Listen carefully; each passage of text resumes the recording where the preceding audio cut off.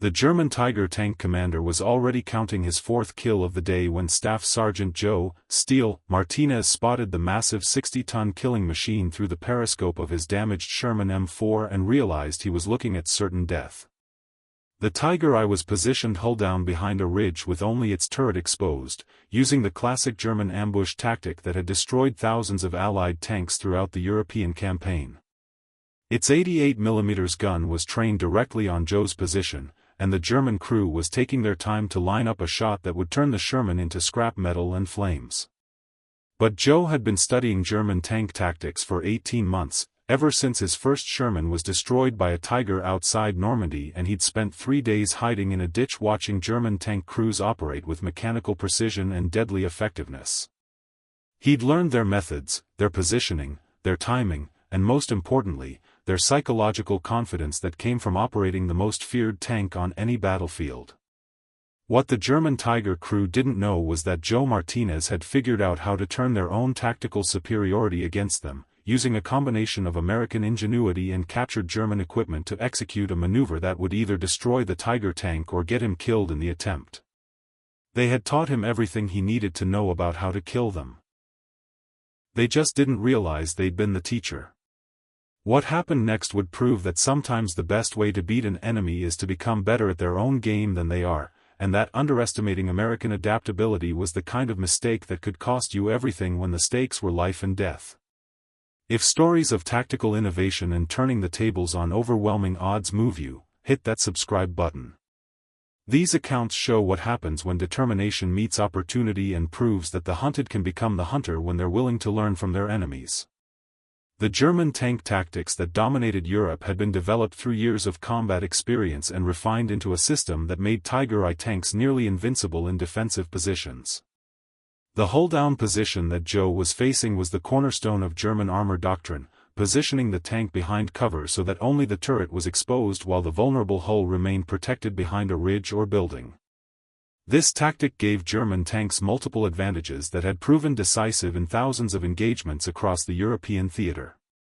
The reduced target profile made the tank extremely difficult to hit, while the elevated position provided superior observation and range for the tank's powerful 88mm gun. The psychological effect of seeing a Tiger tank in a prepared position was devastating to Allied tank crews who knew their Sherman tanks were outgunned and out-armored by a margin that often meant certain death. The Tiger I that Joe was facing weighed 57 tons and carried armor up to 100mm thick on the front hull, making it nearly impervious to standard American tank guns at normal combat ranges. Its 88mm KWK-36 gun could penetrate any Allied tank at ranges exceeding 2,000 yards, while most American tanks had to close to within 500 yards to have any chance of penetrating Tiger armor. Staff Sergeant Joe Martinez had learned these lessons the hard way during his first encounter with German armor outside Corentin in July 1944. Joe's original Sherman M4A1 had been part of a 5-tank platoon advancing through Norman hedgerow country when they encountered a single Tiger I positioned in exactly the same hull-down configuration that Joe was facing now. The German crew had methodically destroyed 3 American tanks in less than 4 minutes, using the superior range and armor penetration of their 88mm gun to engage targets that couldn't effectively return fire. Joe's Sherman had been the 4th tank hit, struck by an armor-piercing round that penetrated the front glassy plate and caused a catastrophic ammunition explosion that killed his gunner, Sergeant Mike O'Malley, instantly. Joe had escaped from his burning tank through the commander's hatch, but he had been forced to leave O'Malley's body behind as the Sherman's ammunition continued to cook off and secondary explosions threatened to kill anyone who remained near the vehicle. The psychological trauma of losing his gunner to German tactical superiority had motivated Joe to study enemy methods with an intensity that bordered on obsession. Joe had spent 3 days hiding in a drainage ditch while German and American forces fought for control of the surrounding territory. During those 3 days, Joe had watched German tank crews operate with a level of tactical sophistication and mechanical precision that was unlike anything he had seen in American armor training. The Germans didn't just shoot and move, they thought systematically, planned methodically, and used terrain and timing to maximize their advantages while minimizing their exposure to enemy fire. The German tank commander that Joe had observed was Hauptmann Klaus Weber, a Panzer ace with over 30 confirmed kills who had been fighting since the invasion of Poland in 1939. Weber's Tiger I bore the distinctive white number 007 on its turret, along with kill rings that marked his victories against Allied armor throughout the European campaign. Weber's crew operated their Tiger I with the kind of professional competence that came from years of combat experience and absolute confidence in their equipment and tactics. Weber's standard engagement procedure was methodical and deadly effective. First, he would position his Tiger in a hull-down position that provided maximum protection while maintaining clear fields of fire. Second, he would wait patiently for Allied armor to enter his kill zone, allowing multiple targets to present themselves before opening fire. Third, he would engage targets systematically, prioritizing the most dangerous threats while using his superior range and armor to remain invulnerable to return fire. Joe had watched Weber's crew destroy 6 American tanks using exactly this procedure, and he had memorized every detail of their operation. The way they communicated, the timing of their movements, the specific positions they chose for maximum tactical advantage. Joe had learned more about German tank tactics during those 3 days than he had learned during 6 months of American training. But Joe had also identified the one weakness in the German system, their psychological dependence on technological superiority and tactical routine. German tank crews were supremely confident in their equipment and their methods, but that confidence could become overconfidence when they faced an opponent who understood their system and was willing to use it against them. Joe's current Sherman was his 3rd tank since Normandy, and he had used the lessons learned from Weber's crew to survive encounters that had destroyed other American tanks. Joe had modified his Sherman with captured German equipment, adapted German tactical procedures to American equipment capabilities, and most importantly, learned to think like a German tank commander when facing German opposition. The equipment modifications that Joe had made to his Sherman were technically unauthorized but tactically essential for survival against German armor. Joe had installed a captured German rangefinder that provided more accurate distance measurement than standard American equipment. He had modified his tank's camouflage system using German techniques that made the Sherman harder to spot at long range. Most importantly, Joe had acquired German armor-piercing ammunition that was more effective against Tiger tanks than standard American rounds. But the most significant modification was psychological rather than mechanical. Joe had trained his crew to operate with the same methodical precision and tactical patience that characterized German tank operations. Instead of the aggressive, fast-moving tactics that were standard for American armor, Joe's crew had learned to think defensively, to use terrain for protection, and to wait for the perfect shot rather than firing at the first opportunity. The result was an American tank crew that could outthink German opponents by using German methods more effectively than the Germans themselves.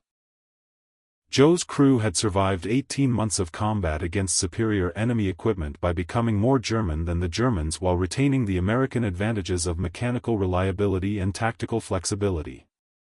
Now Joe was facing the ultimate test of his adapted tactics. The German Tiger tank that was positioned hull down on the ridge ahead was using the exact same tactical setup that had destroyed Joe's first Sherman 18 months earlier. But this time, Joe understood the system well enough to turn it against itself. Joe's plan was based on a fundamental principle that he had learned from watching Klaus Weber's crew. German tank commanders were creatures of habit who relied on proven tactics rather than improvisation. Weber would expect Joe's Sherman to behave like every other American tank he had encountered, approaching directly and presenting an easy target for the Tiger's superior firepower. But Joe was going to use German tactics against German expectations, executing a maneuver that would either prove his theories about German tactical psychology or get him killed in the process. The deception that turned hunters into prey began when Joe ordered his driver to reverse the Sherman into a hull-down position that mirrored the German Tiger's tactical setup. Instead of advancing toward the enemy tank as German commanders expected American crews to do, Joe was going to make the Germans come to him using their own preferred fighting position against them. Joe's position was carefully chosen to exploit specific weaknesses in the German tactical system that most American tank commanders didn't understand. The hull-down position that Joe selected provided protection for his Sherman's vulnerable front armor while creating multiple firing angles that would force the German crew to make tactical decisions under pressure. The psychological aspect of Joe's plan was equally important.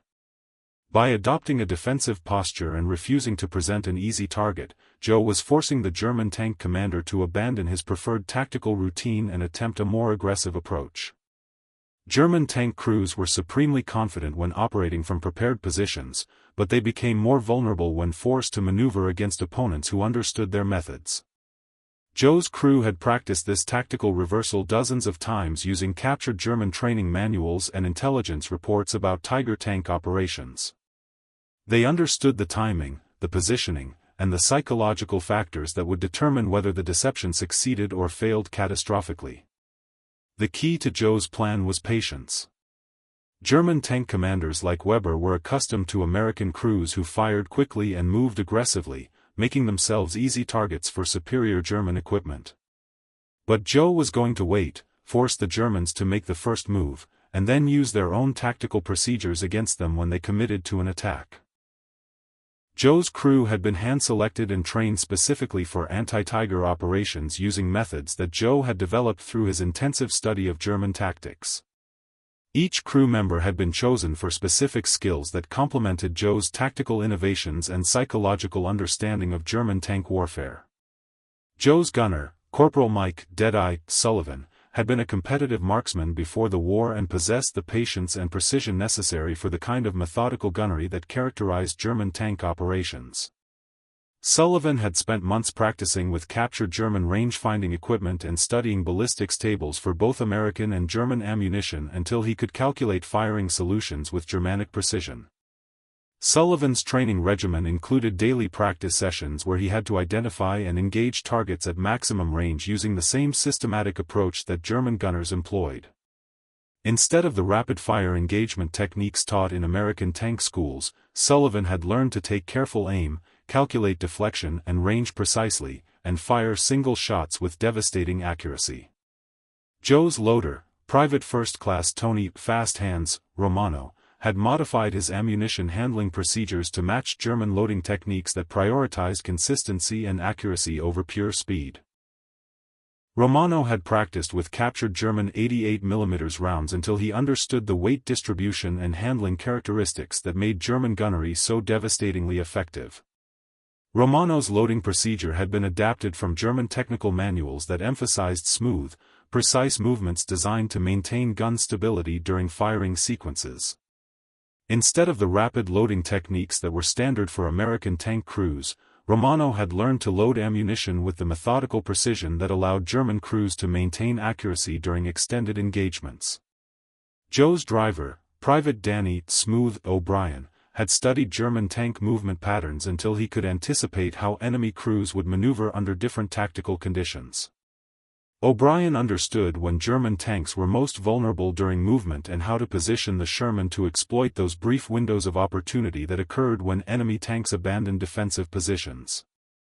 O'Brien's driving technique had been adapted from German tank training films that emphasized smooth acceleration and deceleration designed to maintain gun stability and crew effectiveness during combat maneuvers.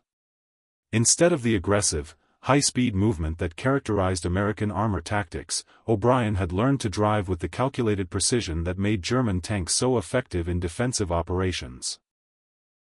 The result was an American tank crew that could operate with German tactical precision while retaining the American advantages of mechanical reliability and adaptability. Joe's crew had been trained to think like German tank crews, but with the added element of surprise that came from being underestimated by an enemy who thought they understood American capabilities and limitations. Joe's Sherman M4A3E8 had been modified with captured German equipment that enhanced its effectiveness against Tiger tanks while maintaining the reliability that made American armor superior to German vehicles in extended operations. The modifications were technically unauthorized but tactically essential for survival against German armor that outgunned and out-armored standard American equipment. The most significant modification was the installation of a captured German rangefinder that provided more accurate distance measurement than standard American tank equipment. The rangefinder had been salvaged from a destroyed Tiger tank and integrated into the Sherman's fire control system using techniques that Joe had learned from captured German technical manuals. Joe had also acquired German armor-piercing ammunition that was more effective against Tiger tanks than standard American rounds.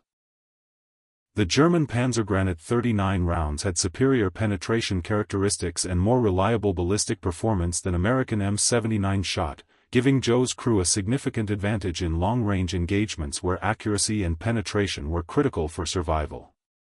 The waiting game that tested nerves and tactical theory began at 1,347 hours when Joe's Sherman took its hull-down position and became motionless, presenting the same defensive posture that German tank crews used to dominate Allied armor throughout the European campaign.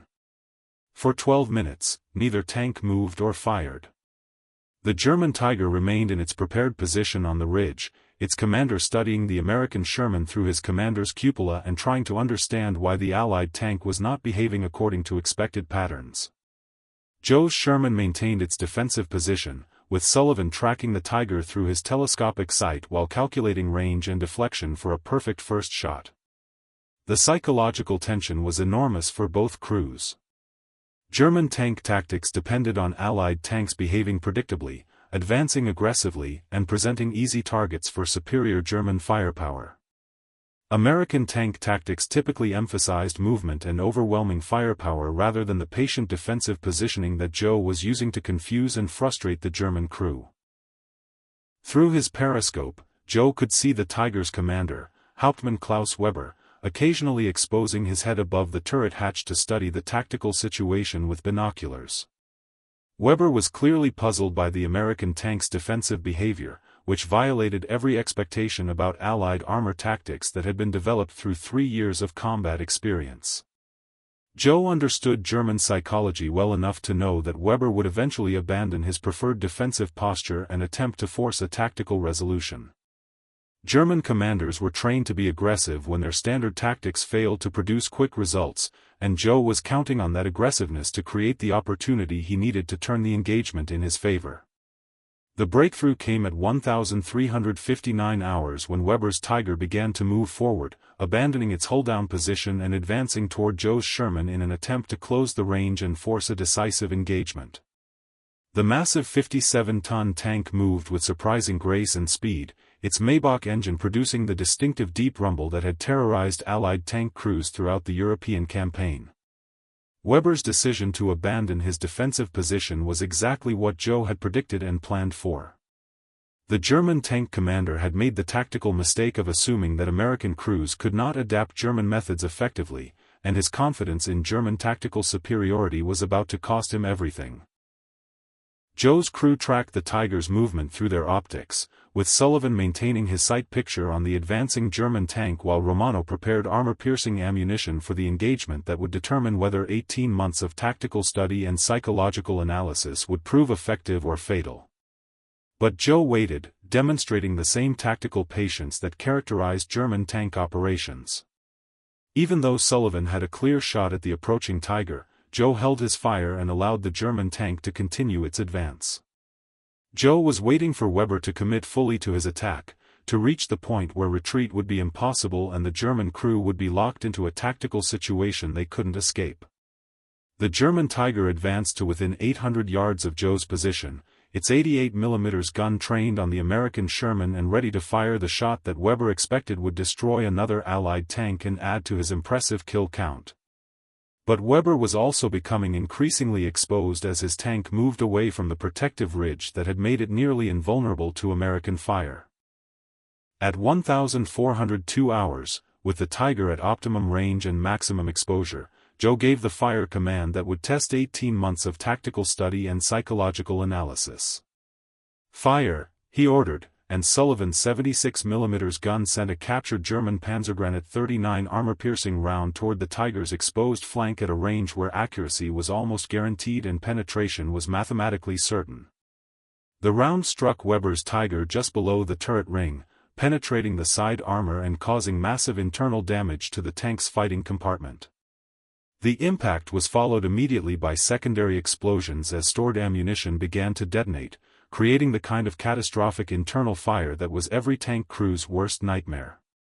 The tactical reversal that changed everything happened in the space of 5 seconds that determined whether Joe's understanding of German psychology was accurate or fatally flawed. Sullivan's first round struck the Tiger's side armor at exactly the angle that Joe had calculated would penetrate the tank's protection and cause maximum internal damage. The German Tiger tank shuddered from the impact and began to smoke as internal systems failed and ammunition began to cook off from the penetrating hit.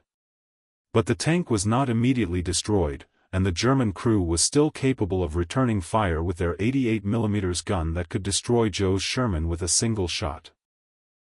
The critical moment came when the German tank commander had to decide whether to continue his advance and attempt to destroy Joe's Sherman, or reverse course and try to escape to a position where his crew could bail out safely. This decision would determine whether Joe's tactical gamble succeeded or failed catastrophically.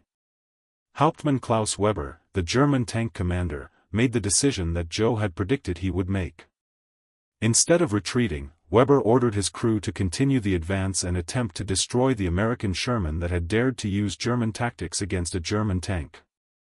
Weber's professional pride and tactical confidence drove him to continue an engagement that rational calculation suggested he should abandon. Weber's decision was exactly what Joe had counted on.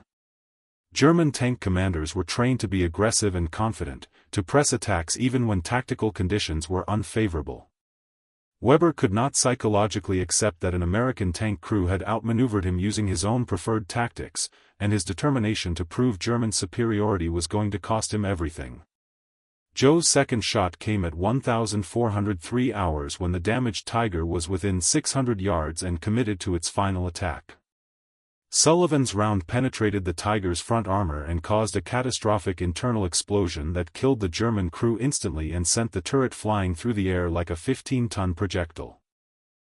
The German Tiger that had dominated the battlefield for 3 years and destroyed dozens of Allied tanks was now a burning wreck, destroyed by an American crew that had learned to fight Germans more effectively than Germans fought themselves. But Joe's tactical victory was only the beginning of a larger engagement that would test whether his methods could be replicated and whether American tank crews could systematically defeat German armor using adapted German tactics. The second Tiger tank that appeared over the ridge at 1,405 hours was commanded by Oberleutnant Heinrich Müller, Klaus Weber's wingman and closest friend in the Panzer Company. Müller's Tiger I bore the number 013 and showed the same level of battle damage and combat experience that had characterized Weber's tank. Müller had witnessed Weber's destruction through his commander's periscope and was determined to avenge his comrade's death while proving that German tactical superiority could not be overcome by American improvisation. Müller's Tiger was a later production model with improved armor protection and upgraded optics that made it even more formidable than Weber's tank. The crew had been fighting together for over 2 years, participating in major tank battles on the Eastern Front before being transferred to defend against the Allied invasion of Western Europe. Müller's gunner, Feldwebel Ernst Hoffmann, was considered one of the most accurate tank gunners in the entire Panzer Division. But Müller was also emotionally compromised by Weber's death and tactically predictable in his desire for immediate revenge. Joe understood that Müller would abandon the careful tactical positioning that had made German armor so effective in favor of aggressive action designed to destroy the American crew that had killed his friend and fellow commander. Müller's approach was more cautious than Weber's advance, but it was also more emotionally driven and less tactically sound. Instead of taking a hull-down position and waiting for the American tank to expose itself, Müller began a flanking maneuver designed to get behind Joe's Sherman and attack from an angle where American return fire would be less effective. Joe's crew had already reloaded with another captured German armor-piercing round and repositioned slightly to engage the second Tiger, but they maintained the same hull-down defensive posture that had proven effective against Weber's tank. Joe was going to test whether his tactical theory worked against multiple German opponents or whether his initial success had been due to luck rather than systematic understanding of German psychology. Müller's flanking maneuver was technically sound but emotionally motivated, and Joe could read the German commander's intentions through his movement patterns. Müller was trying to use superior mobility to overcome the tactical disadvantage that had cost Weber his life, but he was also allowing his desire for revenge to override the careful planning that characterized effective German armor operations. Joe's crew tracked the German tanks' movement through their optics, with Sullivan maintaining sight contact while calculating the lead and deflection necessary to engage a moving target at extended range. The mathematical calculations were complex, but Sullivan had practiced these exact scenarios dozens of times using captured German gunnery training materials. As Mueller's Tiger moved into position for its flanking attack, Joe realized that the German commander was making the same fundamental mistake that had cost Weber his life, underestimating American adaptability and overestimating German tactical superiority. Mueller expected Joe's crew to react like every other American tank crew he had encountered, but Joe was going to use Mueller's predictable aggression against him. The engagement began at 1,408 hours when Mueller's Tiger achieved what the German commander thought was an advantageous flanking position and opened fire with his 88mm gun. Hoffman's shot was accurate and would have destroyed a standard American tank, but Joe had positioned his Sherman to take advantage of terrain features that deflected the German round harmlessly into the ground. Joe's return shot came 3 seconds later, with Sullivan's 76mm gun sending another captured German round toward Mueller's Tiger at a range of 650 yards. The round struck the German tank side armor and penetrated into the fighting compartment, causing immediate internal damage and starting the same kind of catastrophic fire that had destroyed Weber's tank. But Mueller's Tiger was not immediately destroyed, and the German crew was still capable of fighting despite the penetrating hit. Mueller ordered his driver to continue the flanking maneuver while Hoffman attempted to reload and return fire, turning the engagement into a mobile gun battle that would test both crews' ability to fight effectively while maneuvering under fire. The final phase of the engagement lasted 4 minutes and demonstrated the effectiveness of Joe's adapted German tactics against even experienced German opponents. Mueller's crew fought with the same professional competence that had made German armor so effective throughout the war, but they were facing an American crew that understood German methods well enough to anticipate and counter every tactical move. Sullivan's final shot penetrated Mueller's Tiger and caused the same kind of catastrophic internal explosion that had destroyed Weber's tank, sending the turret flying through the air and ending the engagement with a decisive American victory. 2 German Tiger tanks, operated by veteran crews with years of combat experience, had been destroyed by an American Sherman using tactics that the Germans had unknowingly taught him through 18 months of observation and study. The aftermath that proved tactical revolution was possible began when Joe's radio crackled with reports from other American tank crews who had witnessed the engagement and wanted to understand how a single Sherman had destroyed 2 Tiger tanks in individual combat without sustaining any damage in return. Captain Robert "Hard Luck" Harrison, commander of Charlie Company's tank platoon, was the first to reach Joe's position after the engagement ended. Harrison had been advancing with 3 other Sherman tanks when he witnessed Joe's tactical masterpiece from a distance of 1,200 yards, and he was determined to understand the methods that had achieved what American armor doctrine considered impossible. "Jesus Christ, Martinez," Harrison said as he climbed out of his tank and approached Joe's Sherman. "I just watched you kill 2 Tigers using their own tactics better than they did. How the hell did you learn to fight like that?" Joe's response was characteristic of his methodical approach to tactical innovation. "I spent 18 months watching them kill our tanks, Captain. Figured it was time to turn their lessons against them." Harrison's debriefing of Joe's engagement became the foundation for a tactical revolution that spread throughout American armored units in the European theater. Joe's methods were documented, analyzed, and tested by other tank crews who were facing the same overwhelming tactical disadvantage against German armor that had characterized Allied tank operations since Normandy.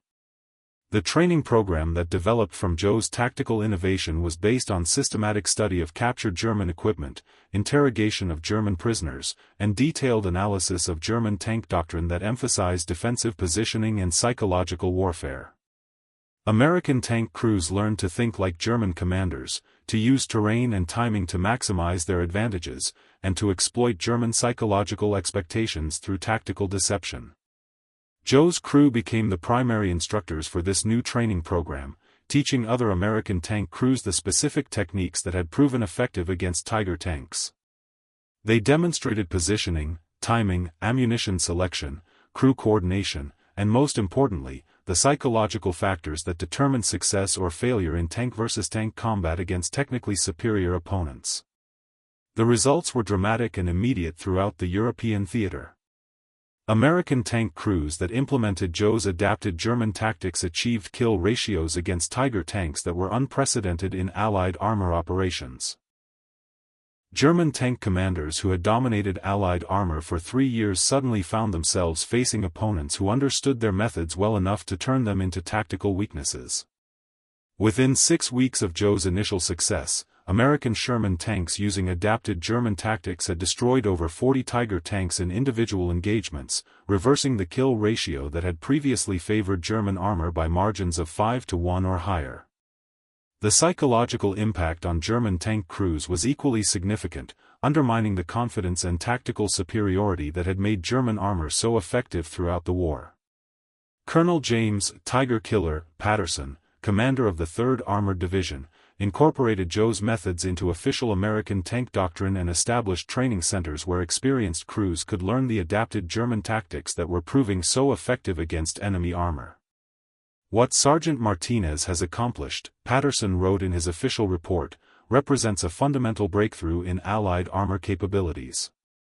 By learning to fight Germans more effectively than Germans fight themselves, our tank crews have gained tactical advantages that compensate for equipment disadvantages and provide realistic opportunities for victory in individual tank engagements. The German response to Joe's tactical innovation was swift and concerned. Intelligence reports indicated that German tank commanders were being warned about American crews who had learned to use German tactics effectively, and emergency training programs were being implemented to counter what German high command referred to as corrupted tactical doctrine. But the German response came too late to prevent the tactical revolution that Joe had initiated. American tank crews throughout the European theater had already learned that they could defeat German armor by understanding German methods better than the Germans themselves, and this knowledge spread faster than German countermeasures could be developed and implemented. Joe Martinez received the Distinguished Service Cross for his tactical innovation and leadership, but his greatest satisfaction came from knowing that his methods had saved the lives of American tank crews who no longer had to face German armor at a hopeless disadvantage. After the war, Joe remained in the Army and eventually achieved the rank of Master Sergeant, serving as a tank tactics instructor who trained the next generation of American armor crews in the psychological and technical aspects of armored warfare. Joe's adapted German tactics became part of official American tank doctrine and were studied by military academies throughout the world as an example of how inferior equipment could overcome superior opposition through tactical innovation and psychological warfare. The legacy that outlasted the technological advantage showed that the most important battles were often won in the mind rather than through superior firepower or armor protection. Joe Martinez had proven that understanding your enemy's methods was more valuable than having better equipment, and that tactical adaptation could overcome technological disadvantage when implemented with precision and courage. Joe's story became a case study in military academies that emphasized the importance of learning from enemy tactics rather than simply relying on superior equipment or numerical advantage. His methods demonstrated that psychological warfare and tactical deception could be more effective than direct confrontation when facing technically superior opponents. The relationship between technological superiority and tactical effectiveness was permanently changed by Joe's demonstration that adapted enemy tactics could neutralize equipment advantages that had previously been considered decisive. German Tiger tanks remained formidable weapons, but they were no longer psychologically invincible when facing American crews who understood German methods. Perhaps most importantly, Joe Martinez had shown that the most effective way to defeat an enemy was often to become better at their own specialties than they were themselves. His systematic study of German tactics and psychology had created advantages that no amount of armor or firepower could overcome when implemented with patience and precision. The broader significance of Joe's tactical revolution extended beyond tank warfare to fundamental principles of military strategy and psychological warfare. He had demonstrated that careful observation and analysis of enemy methods could identify weaknesses that were invisible to opponents who relied on established procedures and technological advantages. Joe's success proved that adaptability and innovation were more valuable than superior equipment when facing opponents who had become dependent on tactical routines and psychological superiority. His methods showed that any advantage could be overcome through systematic study and creative application of enemy techniques. So here's the question Joe's story poses: What advantages do you assume are permanent that might actually be vulnerabilities if your opponents understood your methods well enough to use them against you? How carefully do you study your competition's techniques, and could you use their own strengths to defeat them if the situation required tactical innovation? Joe Martinez proved that sometimes the best way to win is to make your enemies teach you how to beat them, and that psychological warfare can be more decisive than technological superiority when implemented by people who understand that the real battle is often fought in the mind rather than with weapons.